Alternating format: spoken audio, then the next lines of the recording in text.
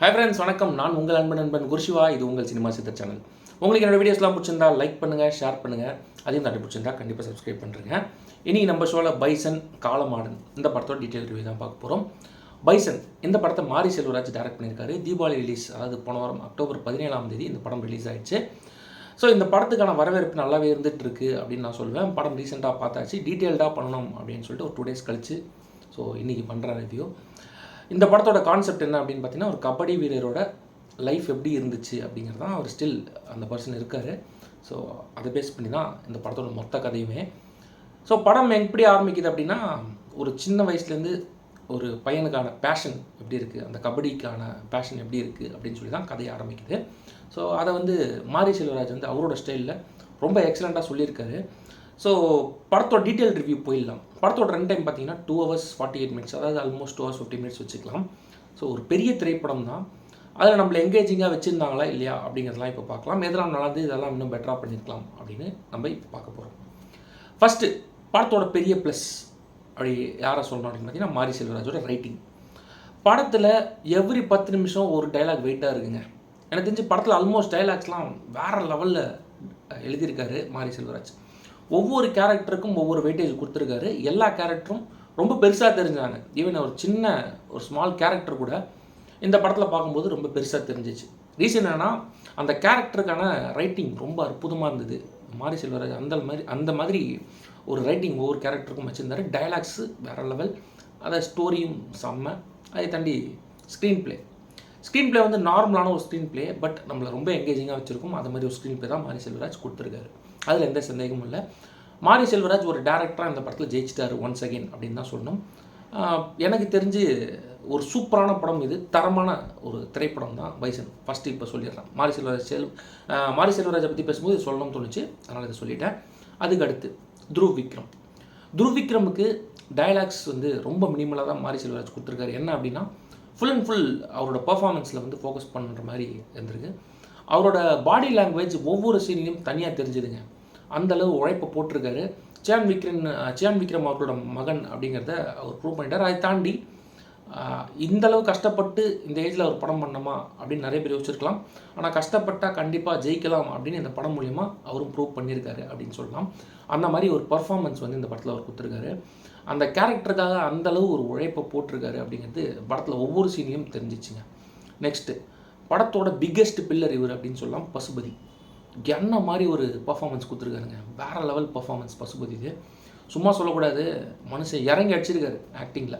எனக்கு தெரிஞ்சு கண்டிப்பாக நிறைய அவார்ட்ஸ் அவருக்கு விழப்போகுது அப்படிங்கிறது எந்த டவுட்டுமே இல்லை. எஸ்பெஷலி அதாவது துருவ் ஒரு முக்கியமான ஈவெண்ட்டில் பார்ட்டிசிபேட் பண்ணோம். அப்போ ஒரு சீன் இருக்கும், அது போலீஸ்கிட்ட ஒரு சில இன்ட்ராக்ஷன் இருக்கும், அதில் அவரோட பர்ஃபார்மன்ஸ் ஒன்று இருக்கும், அது வேறு லெவல். அதை தாண்டி டைலாக் டெலிவரி, மாரி செல்வராஜ் என்ன தான் டைலாக் எழுதினாலும் அதை டெலிவர் பண்ணுற விஷயம் அப்படின்னு ஒரு விஷயம் இருக்குது. ஒவ்வொரு சீன்லேயும் அந்த டைலாக் டெலிவரி அவ்வளோ அற்புதமாக இருந்தது. அதுக்கு முக்கியமான காரணம் பசுபதி அவர்கள். இந்த படத்துக்கு மிகப்பெரிய பக்கபலம் அவர் அப்படின்னு சொல்லலாம். அடுத்து நிவாஸ் கே பிரசன்னா. அதாவது நிவாஸ் கே பிரசன்னா எனக்கு தெரிஞ்சு ஒரு சூப்பரான மியூசிக் டைரக்டர். எனக்கு ஆல்ரெடி தெரியும், நிறைய பாடல்கள், பேக்ரவுண்ட் ஸ்கோர், அவரோட படங்கள்லாம் பார்த்துருக்கேன். ஆனால் இந்த படத்தில் ஒரு டிஃப்ரெண்ட்டான நிவாஸ் கே பிரசன்னாவை பார்த்தேன். எனக்கு தெரிஞ்ச ஒரு one of the underrated music directors அப்படின்னு சொல்லுவேன். ஆனால் இந்த படத்தில் அந்தளவு ஒரு பெரிய எஃபர்ட் போட்டிருக்காரு. அந்த பேக்ரவுண்ட் ஸ்கோர்லாம் படத்தோடு பார்க்கும்போது அவ்வளோ அற்புதமாக இருக்குது.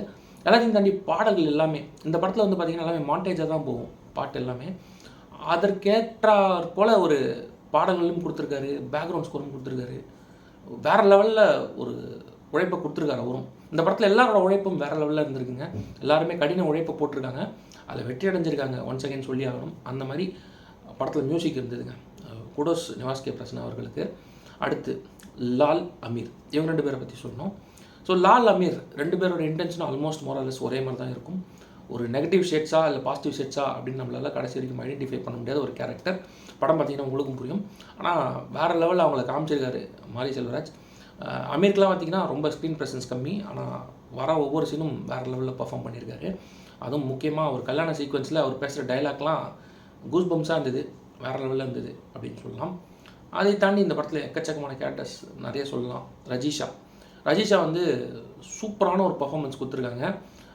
அவங்களோட பர்ஃபார்மன்ஸ் வேறு லெவல். அப்புறம் அனுப்பமா இவங்க 2 பேருக்குமே ஸ்க்ரீன் ஸ்பேஸ் ஓரளவு கொடுத்துருக்காங்க. ரொம்ப ஹெவியாக கொடுக்கலாம். இந்த ஸ்க்ரீன் ஸ்பேஸை ரொம்ப எஃபெக்டிவாக யூட்டிலைஸ் பண்ணிருக்காங்க. அந்த ஊரில் ஒருத்தவங்க எப்படி இருந்தாங்கன்னா இப்படி தான் இருப்பாங்க அப்படின்னு இவங்களை பார்த்தாலே சொல்லலாம். அந்த கேரக்டராகவே இருந்திருக்காங்க இவங்க எல்லாருமே. அது வந்து பெரிய பக்கம். அப்புறம் பிடி சார் ரோல் ஒருத்தர் பண்ணியிருந்தார். அந்த மாதிரி பிடி சார்லாம் கிடச்சா கண்டிப்பாக சொல்கிறேன் 10 பேர் அவர் ட்ரெயின் பண்ணால் 3 பேர் கண்டிப்பாக நேஷனல் லெவலில் போயிடுவாங்க. அந்த மாதிரி ஒரு பிடி சார் இந்த படத்தில் நீங்கள் பார்க்கலாம். அந்த கதாபாத்திரம் அவ்வளோ அற்புதமாக இருந்தது. அதுக்கப்புறம் ப்ரீ கிளைமேக்ஸில் ஒரு இம்பார்ட்டன்ட் ரோல் ஒருத்தர் பண்ணியிருக்காரு. அதுவும் ரொம்ப அற்புதமாக இருந்தது. எல்லாத்தையும் தாண்டி இந்த ப்ரோ கபடிலாம் பார்க்குற ஒரு பிளேயரும் இந்த படத்தில் வந்து நடிச்சிருக்காரு. அதுவும் பிரமாதம். ஸோ எல்லாம் பிரமாதம் சொல்லிட்டேன். எது ட்ராபேக் அப்படின்னு நான் சொல்லுவேன் அப்படின்னு நினைக்கிறேன். அந்த படத்தில் எனக்கு தெரிஞ்சு ட்ராபேக்னு ஒன்றும் இல்லைங்க. இது ஒரு ரியலிஸ்டிக்கான ஒரு திரைப்படம். மசாலாலாம் இருக்காது இந்த படத்தில், கமர்ஷியலாக எதுவுமே இருக்காது. கதையிலேயே நகரும், படம் ஃபுல்லாக அந்த கதையை நோக்கியே நகரும். அது ரொம்ப நல்லா இருந்தது அப்படின்னு எனக்கு தோணுச்சு. இந்த படத்தை பொறுத்த வரைக்கும் டிஸ்அட்வான்டேஜ்னு பெருசாக எதுவும் சொல்ல முடியல. ரன் டைமும் குறைக்கணும் அப்படின்னு எனக்கு தோணலை. ஏன்னா நான் போய் ஃபஸ்ட்டு மினிட்லேருந்து கடைசி மினிட் வரைக்கும் என்னை எங்கேஜிங்காக வச்சுருந்த ஒரு திரைப்படம் தான் இந்த பைசனுங்க. அதில் எந்த சந்தேகமும் கிடையாது. அதில் வந்து அந்த முயற்சி போட்டிருக்காங்க என்டையர் டீமும். அதில் பெருசாக ஜெயிச்சிருக்காங்க. எனக்கு என்ன ரொம்ப பிடிச்சிருந்தது அப்படின்னு பார்த்தீங்கன்னா, நிவாஸ் கே பிரசன்னாவும் மாரி செல்வராஜ் இந்த காம்போ வந்து கண்டிப்பாக அடுத்த படங்கள்லையும் ஒன்று சேர்ந்து பண்ணால் நல்லாயிருக்கும் அப்படின்னு எனக்கு தோணுது. ஏன்னா மாரி செல்வராஜ் சந்தோஷ் நாராயண் கூட படம் பண்ணார். அப்புறம் ஏஆர் ரகுமான் சார் கூட வந்து மாமன் பண்ணார். இப்போ நிவாஸ் கே பிரசன்னா கூட இந்த படம் பண்ணியிருக்காரு. எனக்கு தெரிஞ்சு ஒரு 2-3 படம் அவர் நிவாஸ் கே பிரசன்னா கூட பண்ணலாம் அப்படின்னு தோணுது. ஏன்னா ரொம்ப அற்புதமான ஒரு பாடல்கள் இந்த படத்தில் கிடச்சிருக்கு. எல்லாத்துக்கும் மேலே மியூசிக்கும் ரொம்ப அருமையாக வந்திருக்கு. அந்த கெமிஸ்ட்ரி ஒர்க் அவுட் ஆகிருக்கு அப்படின்னு சொல்லலாம்.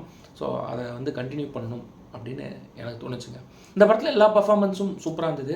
எதெல்லாம் வந்து இந்த சீன்ஸ்லாம் சூப்பர் அப்படின்னு பார்த்தீங்கன்னா, அமீர் அவர் வந்து ஃபஸ்ட்டு எடுத்தோன்னு ஒரு சீன் வரும். அந்த சீன் வரும்போது த்ருவ் ஒரு பர்ஃபார்மன்ஸ் கொடுப்பார், அமீர் ஒரு பார்வை பார்ப்பார். அந்த சீன் ரொம்ப அருமையாக இருந்தது. அதுக்கப்புறம் கல்யாண சீக்வன்ஸ், இந்த கல்யாணம் நிச்சயம் ஆகி கல்யாணம் போகிற டைமில் ஒரு சீன் இருக்கும். அது வேறு லெவலில் இருந்தது. கபடி போர்ஷன், கிளைமேக்ஸில் வர கபடி போர்ஷன்ஸ் ரொம்ப ரியலிஸ்டிக்காக இருந்தது. த்ருவ் வந்து நிஜமாலே ஒரு கபடி பிளேயர் மாதிரியே தான் ஃபுல்லாகவே இருந்தார். அந்தளவு உழைப்பையும் அதுலேயும் போட்டிருக்காரு அப்படின்னு தெரிஞ்சது. இந்த கபடி சீக்வன்ஸ் எல்லாமே இந்த படத்தில் ரொம்ப அற்புதமாக இருந்ததுங்க.